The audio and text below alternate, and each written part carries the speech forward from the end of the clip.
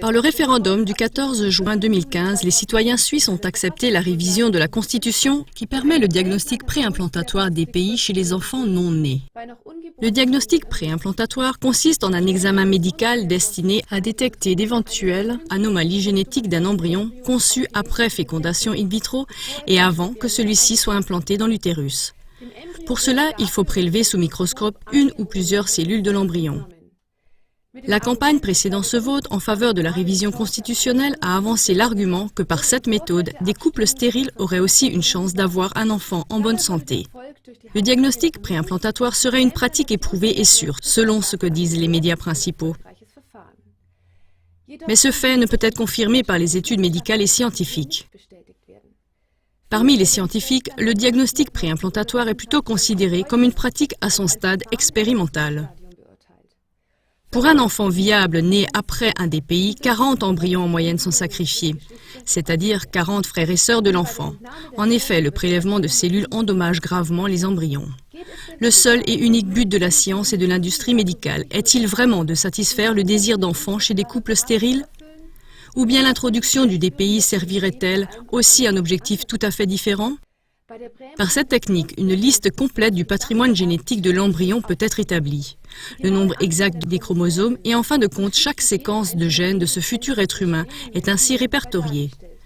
Le DPI est donc la technologie fondamentale pour pouvoir examiner les gènes du futur être humain.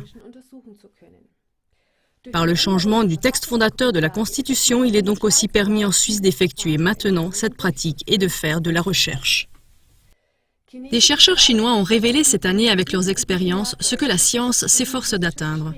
C'est la première fois que le patrimoine génétique a été modifié. Ils ont retiré aux embryons le gène responsable d'une maladie héréditaire. Le docteur Nikolaus Knöpfler, philosophe et chef du centre d'éthique de l'université de Jena, estime, je cite, « On a déjà modifié l'ADN des animaux. Il n'y a qu'un pas pour le faire avec l'être humain. On n'obtient pas du tout de bons résultats quand ces modifications sont faites avec des embryons humains. Ils correspondent aux expérimentations animales. Un très grand nombre d'embryons d'animaux périssent parce que la modification de gènes ne fonctionne pas. » Fin de citation. Les statistiques montrent que chez les embryons humains, le prélèvement de gènes a pour résultat que sur 10 embryons malades, seulement un seul enfant en bonne santé va venir au monde. Et tous les 9 autres embryons traités naissent avec la maladie et peuvent même présenter en outre d'autres dommages lourds causés par la pratique du prélèvement des gènes.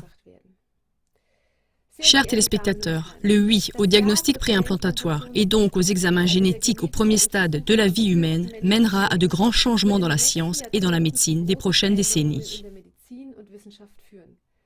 Le prochain pas ouvrira la porte aux chercheurs pour effectuer des expériences avec les gènes d'êtres humains.